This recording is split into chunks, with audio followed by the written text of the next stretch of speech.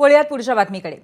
भाजपमध्येच आमदार एकमेकांना भिडायला लागलेत असं म्हटलंय रोहित पवार यांनी।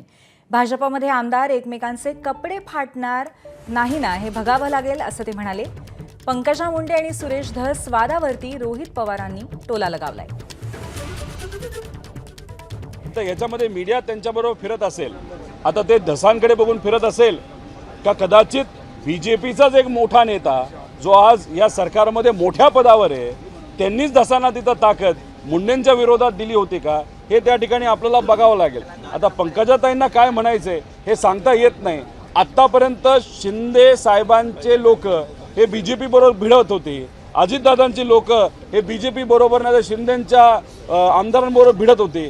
आता बीजेपी मध्येच आमदार एकामेकाच्या विरोधात भिडायला लागलेले आहे। म्हणजे 3 महिन्यामध्ये ही परिस्थिती असेल तर वर्षात काय होईल, 2 वर्षानंतर काय होईल आणि 4 वर्षानंतर तर या सरकारमध्ये काय होणार आहे मला माहित नाही। फक्त कृपा करून नाहीतर आपण अशी कुठेतरी अपेक्षा ठेवूया, एकामेकाचे कपडे मात्र हे आमदार त्या ठिकाणी फाडणार नाही एवढी आपण अपेक्षा त्या ठिकाणी ठेवूया।